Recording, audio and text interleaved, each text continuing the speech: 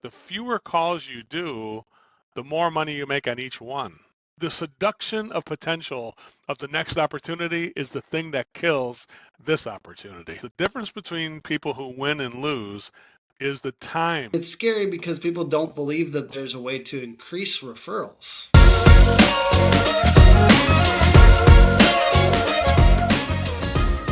Hey, how's it going? It's Tim Brown, and this is the Plumbing and HVAC Hustle Podcast. And today I've got Joe Crisara on from Service MVP. How you doing, sir? I'm doing amazing, Tim. How you doing, buddy? I'm doing very good. We're talking about my least favorite topic, I guess. When leads are down, if leads are down, how can we switch kind of to focus on how to increase our average ticket? Because a lot of people are experiencing that right now. And we got a question from the audience to kick it off. What's your opinion on the market shift and why many HVAC companies are seeing a 30 to 38% drop in business and some are growing? Well, the truth is, Tim, all the companies that are growing are doing less calls than they were doing before when they were struggling. So the companies that struggle do more calls and they burn through more calls and they don't do as much revenue on the calls they have. So you got to remember, there's a good thing. The good thing about being busy is we have a lot of opportunity. The bad thing about being too busy, is that we can't pay attention to the details and we keep flying on one call to the next, piling up possible liabilities that create callbacks, insurance claims, utilize more gasoline being burnt, the trucks are being burnt out, and the technicians get burnt out. That's the bad part about being busy. There's only one good thing about being busy is how many opportunities. Now, when we're slow and we only have like one call for each tech, we have more opportunity. We have the opportunity to diagnose the entire system, take time for that. We have an opportunity to connect with our client better. We have the opportunity to make the prices, maybe prices for repair and replacement now. We could do 2 sets of option sheets. And then we have the opportunity to help manage the project and bring it to a conclusion and actually get the work done today. So the slower it is, the companies that are growing, Tim, have always recognized that the fewer calls you do, the more money you make on each one. Make sense? So the idea is not to run after more calls. The idea is to drive to a house, make a friend with the client, diagnose the system, make options for repairs, make options for replacement, and then get the client to choose which one they want. And then whichever one they want, we're going to do it now. We're not going to do it tomorrow or next day or next week. We're doing it right now because we're slow. We have plenty of inventory of opportunity to complete the job. And so the companies that have always grown, who outperform the weaker companies who are dying, the weak companies are companies that chase marketing opportunities to try to jam up the schedule with more calls. The companies that are succeeding don't care how many calls we get. They do have to have calls on the schedule, but let me put it this way. If you got 10,000 clients, you can always get a call on the schedule by just doing a service agreement or something like that, right? Or marketing to your own customers if you have your own customers. That's really the sweet spot anyway. So the idea would be this. If you slow down and do fewer calls, the average opportunity for repair calls on HVAC would be about $1,800 to $2,000 a call. If you did the maintenance calls and was slow, you only had one on the schedule, the average maintenance call would be about $1,200 to $1,400. If you did equipment replacement, it would be anywhere between $28,000 to $30,000 because we have more time to attend to the project. If we're trying to just sell boxes like 5 or 6 installs a day with 2 installers, you're going to wind up selling smaller jobs that are about $8,000, $9,000. That's the key thing. So imagine this, Tim. Imagine that a business was in business to make money, not do more calls. In the history of heating, cooling, plumbing, electrical, roofing, or anything, there's never been a badge of honor given out for doing more calls. You can't deposit that in the bank.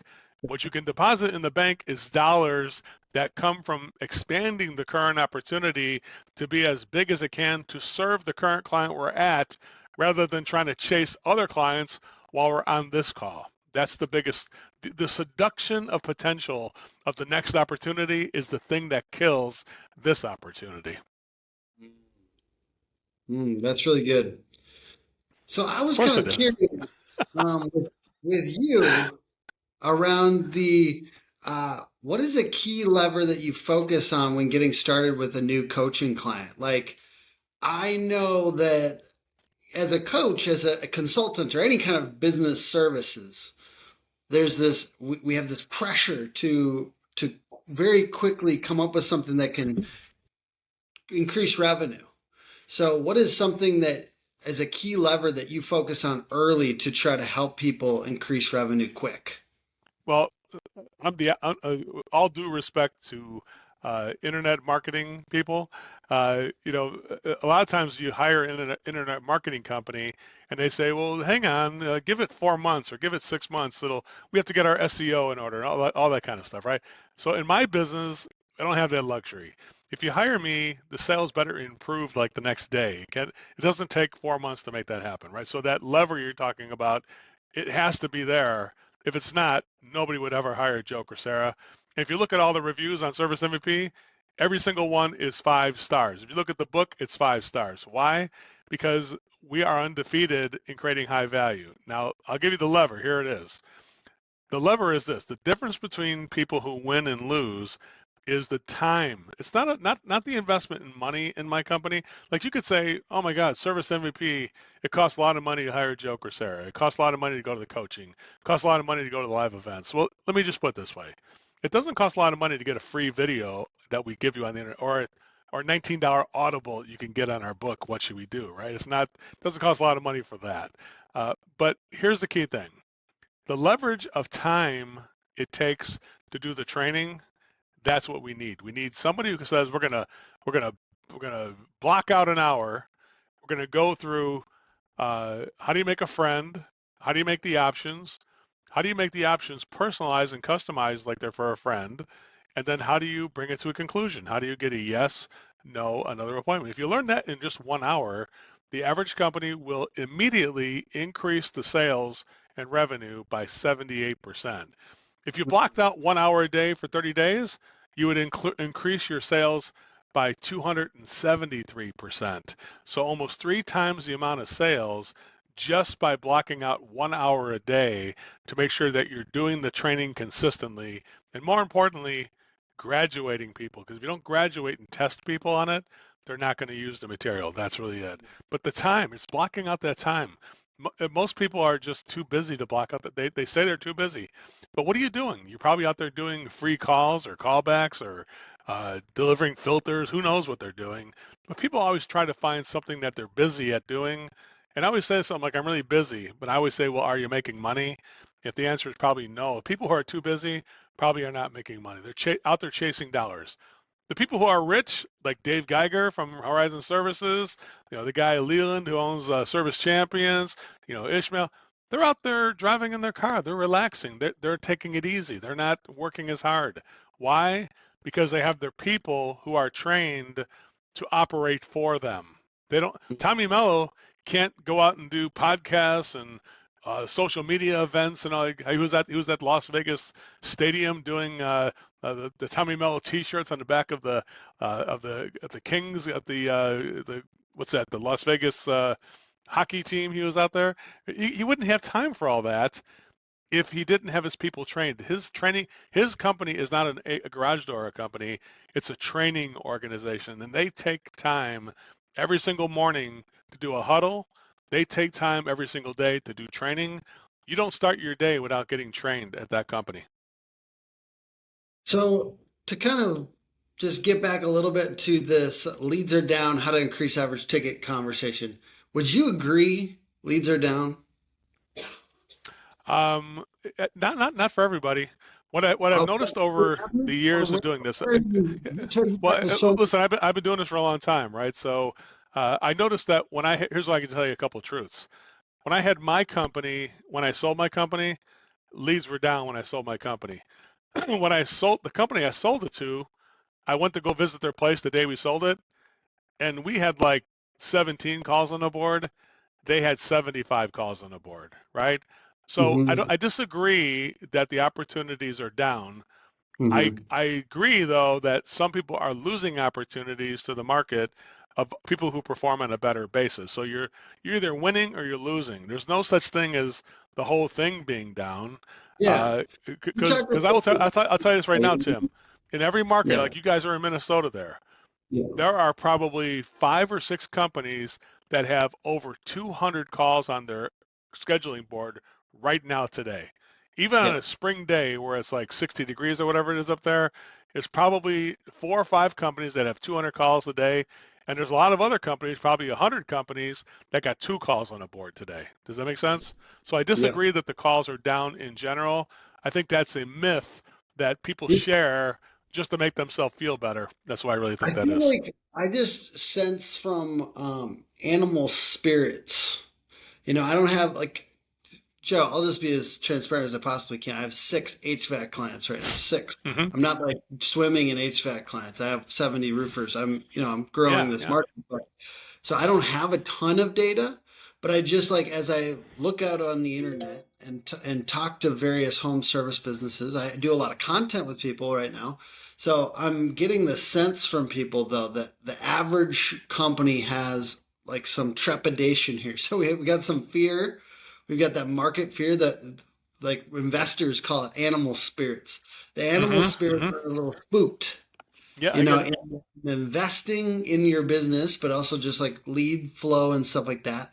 So for those of few folks out there that do have some fear and want to increase their average ticket, where would you recommend they spend their time to do that? If you don't mind going through a little checklist of like things you'd be diagnosing to help them try to increase that. Well, number one, I think when you work with it, if you're in the HVAC business or plumbing, especially the HVAC business, if you want to talk about that, then I would say the number one place to market to is your own customers. So trying to go on a 65-degree day in Minnesota to get more people on the schedule today, probably not going to work. No matter what kind of ad even if you said we do something for free, everybody would say we're good. It's not just we're comfortable. It's 70 degrees in our house and it's 70 degrees outside. What do I need? I don't need anything right now, right?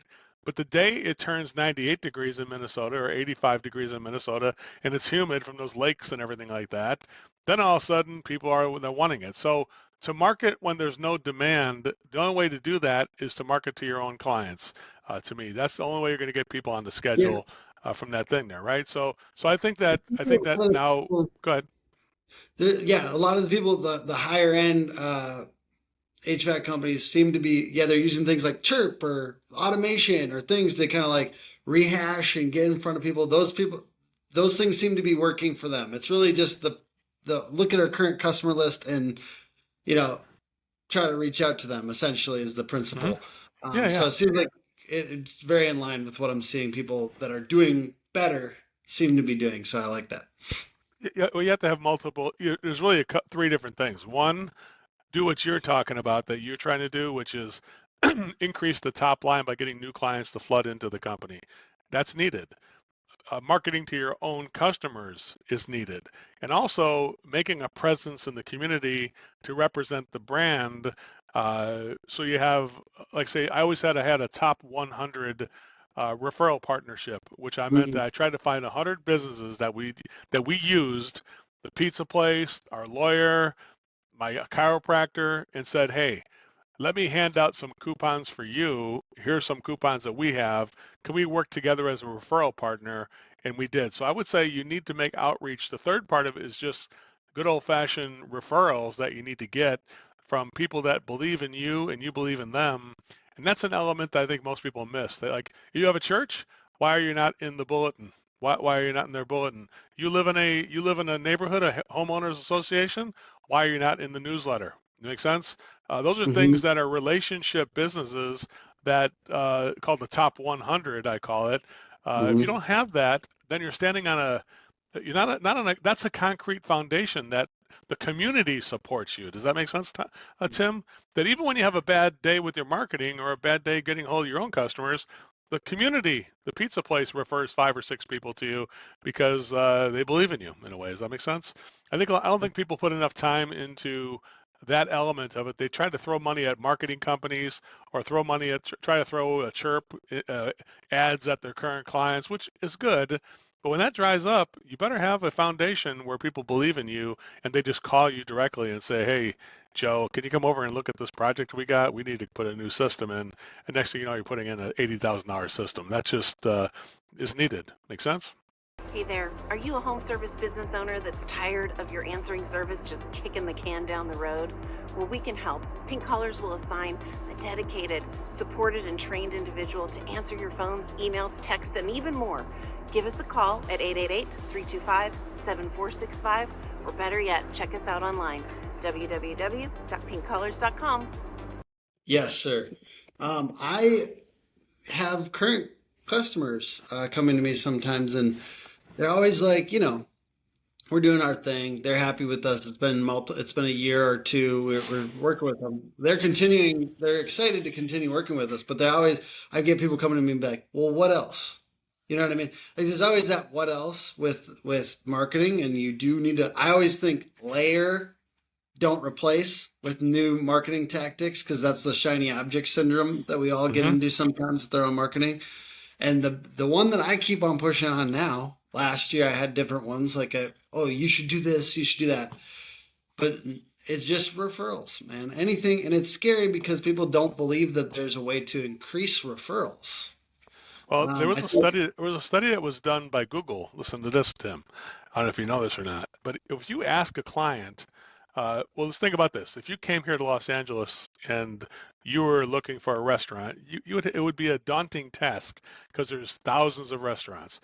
But if you said, "Hey, Joe, what's a good Mexican restaurant to go to?" and I referred you, and I said, go to Casamigos over here.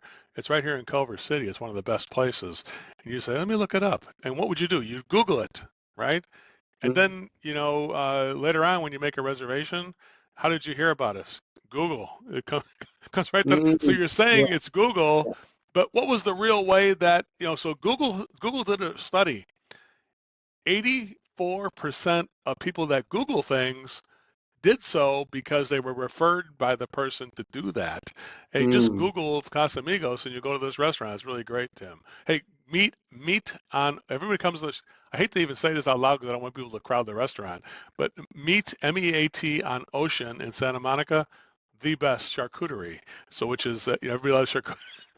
So if you look it up, Google it, you'd be like, "Oh, damn, I'm going to go there to meet on Ocean." And I guarantee you, if you said, "How'd you hear about it?" She said, "I Googled you." But truthfully, it wasn't a Google. It was Joe Crisara on a podcast that told you to go there. It was a referral. Makes sense? So I think that people underrate the referral. Even when you get a Google response or you get something on social media, it was because somebody told them to go there and look at it. Does it make sense? Yeah, I like to imagine that we will accidentally flood them with visitors trying to get this charcuterie. That's just the way I like to, we probably just did. We probably just got about 8 people to go there tonight. We don't even know. But you know what? People's like, yeah, it's a good. Joe said it's good. It's got to be good, right? So the bottom line is that if I say to Google it, like, you're not going to find it just by coming here and then looking on the streets. You're going to have to Google it, and then that's how it came through. Like, oh, they got us online, and it was our SEO. Truthfully, it wasn't the SEO. The SEO, it does need to be there, right? So if I do say Google that name, the SEO better catch what I'm Googling to bring me to that restaurant and online. But most of the time, I think people miss that the community stuff. That's why I'm telling you that element of your church, your VFW post, doing charitable, I call charity marketing, right? For your community in a way, giving something to your community makes people tell them to Google you. That's the reason why you get better SEO, I feel. That's just my number one thing. I think the biggest vast majority of people who do search SEO do so because somebody recommended or mentioned their name. Just at a party or something like that. They overheard somebody at a party talking about how Thielen Services just installed my equipment or whatnot, type of a thing. Makes sense? That's one of your clients, right? One of our co-clients we have. Yeah. Yes, sir. People, I think, okay, good service is what increases referrals. Like, we think about like customer lifetime value, but then additionally, if that customer is referring people, but it's not just great service that makes people refer. It's being remarkable, something remarkable, right? And It's like you're it's talking it's about channel surprising. marketing. It's Yeah, surprisingly great service. It's not just yeah. good service. It's wow service, and Mhm. nobody typifies that more than Tim Hook or Tim Brown, whatever you like to Yeah, call yourself. Uh, yeah, lately, whatever the name is, yeah, basically nobody typifies that more than you. You show up on the scene. You say, I'm not gonna ask permission. I'm gonna start featuring people in the HVAC business and yeah, showing them. I want to learn from them. I want to be a student of them. I'm going to film them. I'm going to put it. You're doing a service yeah. before reaching out to do that stuff for people before you were asked to do it. And of course, it creates an obligation. Like I'm here only. I wouldn't give you the time of day if you didn't do something for me first, right?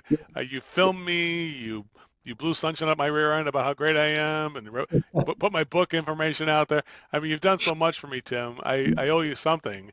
The least I Hey, could do is spend hours on a podcast so you can break it up and chop it into pieces on reels and stuff like that, so we could do it together. That's the least I could do for you to repay you. So it makes sense. But that's we'll the wrap reason. up. That's the reason why it works. The reason why it works is because you did something. You took an action. You had a leap of faith, thinking that the law of obligation will return, and here it is. We returned. Make sense? Yeah, and I'll throw this up. We'll wrap up this like blowing smoke up each other's butt in a second here, but one more minute if you'll allow us. There's also I just want to associate with great companies. Like that's what I'm doing. I'm not even trying to obligate you to me. I'm trying to play the law of association because when you get around people that have authority and I'm next to you, there's the law. This now we're just being too honest. It's the law of Well, transfer. that's the thing about it. The law of obligation only works when Yeah, you're not trying to get something from other yeah, people. Does that make yeah, sense? Like to do something for other people without the expectation of yeah, return is the key to law of obligation working. So yeah. if you're working with your church, you can't sit there and count the dollars that come in from the church. You're just Mm, doing it because you love your church. You're doing it yeah. because you love the VFW hall. You're doing it because you love your community and at Mm, HOA you love those people. If you don't love those people, they're not going to feel that love in a way. Does that make sense? So wow service, like the surprisingly wow service has got to be doing more than people. That's why I got to that point. That's why I got to you, because you're doing more than anybody would have expected to burst onto the scene. So you're a yeah, great example of somebody who burst on the scene because you didn't wait for things to come to you. You did more for other people that wowed them. Like, wow, look at that film the guy took of my book. Wow, look at him talk about this event that I'm going to be speaking at. Wow, he's always got something. You're the reason why eyeballs are on Tim Hook is because you're always doing something for other people. Never have I seen you say how great your agency is, although I'm pretty sure it's pretty great. oh, Otherwise, you it's wouldn't have those killing clients there. I'm pretty sure it's great. me. But No, truthfully, I could tell it's great though, because you're in a way you're demonstrating the marketing ability you yeah. have just by the way you approach people. That's like a demo anyway of the way you do Hmm. things. So I think that HVAC companies and plumbing companies and electrical and roofing companies could think the same thing. How can we give a demo of our services, the way we operate inside of our community, the way we do things for people, the way we treat other people? That's a Yeah, demo that you're yeah. giving about the way that your roofing company, your plumbing company, your heating, air conditioning, and electrical, how are we treating people? That's the wow. Like, I can't believe these people came to our event and Yeah. donated all these guys to help us cook the food at the Thanksgiving dinner for the church or whatever type of thing, right? I can't believe, like, San Antonio, we have John Wayne services. Every Veterans Day, all the trucks, they have like 150 trucks, drive around the 410 loop in one line with the American flags on each side of the trucks, honoring the American veterans, right? That's Mm. wow. Like, wow. Look, they're on TV and everything. Another day for John Wayne Heating and Air on the 410 loop, expressing their gratefulness for the service. And then they do it's all free. It's not even something that they even, they're just doing it because they love veterans. And then next thing you Mhm. know, they're on TV getting interviewed. Make sense? So I think that's what you got to think about that stuff, guys. How can you do what you feel for your community? If you don't do what you feeling, if you have no feeling for your community, don't expect to be successful in that community. He does is he teaches the most valuable team in your business. He'll just add nothing but profit. there's so much money left in the call center. So much money. If you're not at a 90% booking rate, showing empathy on the phone, smiling on the phone, making sure they're having a better day after they got off the phone with you, then you need to call Power Selling Pros and see Brigham.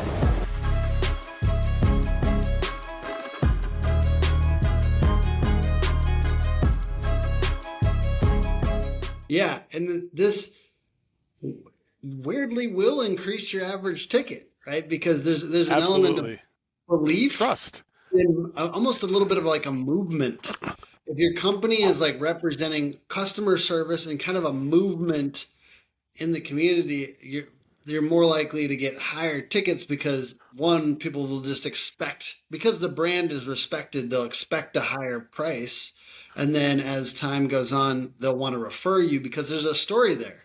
And even if they don't say it to the person they refer you to, there's a story there of like why I would refer that company, because they are in the community. You should really work with, whoever it is. Because if you're investing yourself in your community, the community will feel obligated to invest themselves back in you. And then they'll Google you for a faster result. Like I need to call that guy and just Google who. We're going to figure out where he's at.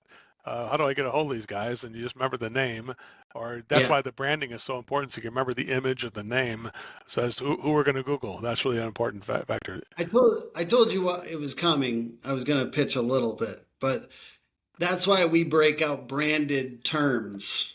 If somebody's Googling the brand, we actually break that out separately and tell the client this came from a branded term, because that technically is other work that you're doing, whether it's billboards or referrals or that type of thing. So we clarify. We also tell people if it's a Google ad or SEO. So we're trying to break things out and get clarity, because you don't just want clarity about how many leads we have. We want to know where they all came from and if some of them were from searching the brand. Well, how can we duplicate it? Because if you think it all came from one element, then you start working on the wrong element.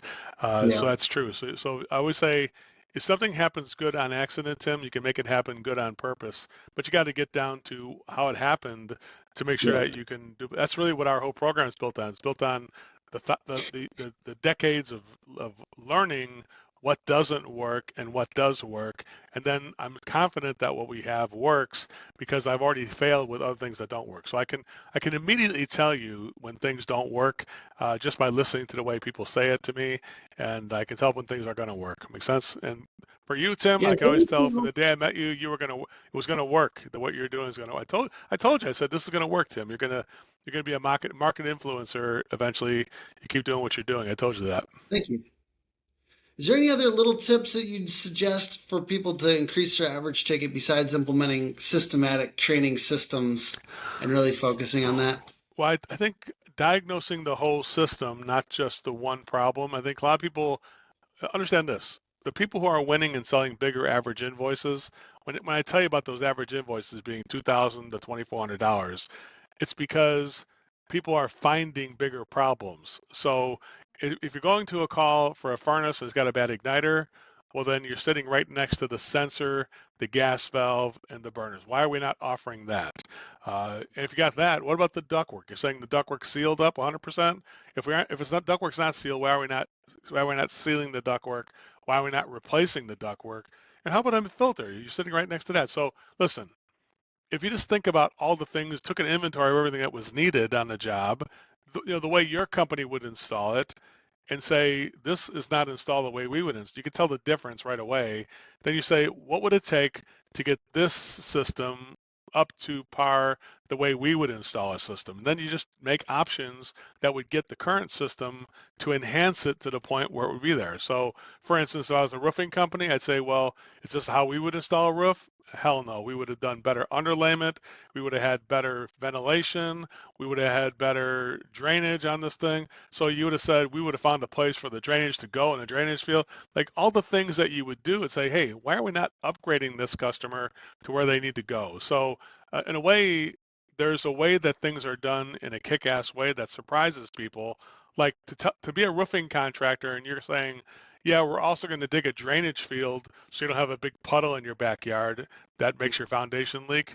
So instead of having water leak through your foundation, we're going to have the water go to a drainage field that's 30 feet away from your building, that would be something that would be wow. Like, huh, I never thought about that. Yeah, that's what how come no other roofer told me that? Yeah. Well, because they just aren't thinking, right? Yeah, Joe, Yep. instead of just putting a furnace in, we're going to put in new ductwork too on the return air and seal it airtight. How about this one? We remove all the ductwork and we go ductless. Every room of the house could have its own personal heating and air conditioning system. That would be a wow. Even in the state of Minnesota, people are doing that now, Tim. The people in a place like Minnesota, they're selling $79,000 heating and air conditioning systems because they're telling people we could have two things: forced air inside the basement for a backup, and ductless mini splits everywhere in the house for the primary heating source, with a 12-year warranty, 12-year service membership, and an air scrubber to clean all the air too. They could have all that stuff for $79,000 or $397 a month for 15 years if you want to do it that way. So that's a surprise. Like the $397 a month is a surprise. Cooling and heating every single room of the house separately is a surprise, right? So to stick with the same thing everybody else is doing, it's not going to increase the average invoice. Thinking about innovating solutions that are here on the planet and putting those solutions in place and believing in those solutions, that's what increases the sale because the service provider truly believes that people would be more comfortable if each room had its own heating and air conditioning system, rather than going with the old way, taking the air from a second floor bedroom in Minnesota, dragging it through the house down to the basement, and then bringing it back up to the bedroom. It doesn't even make any sense when you say it out loud. Yet people are doing it all the time. So if you just think, what is the finest way we could do this? And then you would surprise your client. Huh, you give me 12 years of filters, pads, and bulbs with the filters? Yeah, it's all included for 12 years. So what should we do? You see what I'm saying there, Tim? So if a plumbing guy would say, hey, we give you a Wi-Fi connected shutoff valve at the main valve, if any pipes leak, it's going to shut the valve off and let you know what's leaking and where it's leaking, that would be a surprise. That'd be the wow service, right? A 5-year service membership with a repair call with a 5-year warranty on the repair, that would be a wow. Giving 6 options is a wow. Like, oh my gosh, the guy wrote up all these choices. Oh, you wrote up a choice for fixing it and replacing it? Wow, that's crazy. Nobody's ever done that for me. So the second you hear a customer say, Tim, you do realize that nobody's ever done this for me before, right? Then you're on the right track. That's how you know you're going to make that's how the average ticket's going to increase, because you're simply doing things for people that nobody else has bothered to do. 10 people have walked right past that same opportunity, and your company is the one who is executing that opportunity instead of walking past it. That's it. I love it. And I've got one last question for you on this piece of content. Alexander Tyner asks, I asked a lady, what should we do? And we've been staring at each other for 3 hours. How long do I wait? Well, Alex is a good friend. I've known him for about 16 years now. He's worked at that company, the John Wayne company we talked about. He worked at that company in San Antonio, believe it or not. Yeah. So he's a good friend. What I would say is this, Alex, and he knows this better than any. That's a joke, but I will tell you this: he who talks first loses the sale. So if you say what should we do, next 2 words are shut up. Don't say a damn thing, and just wait it out and sweat it out. Eventually, the client's going to say, "Aren't you going to say anything?" And I'd say, I already said everything I could. So what should we do? And then wait again. I like that. Alexander, shout out to you for that awesome question, because it will help us remember this. Wait after you say what should we do. Okay, I love that. Well, most Joe, people, I've heard thousands of people talk their way out of a job at that moment, and I've heard hundreds of thousands of people just get the job because they shut up instead. So there you go.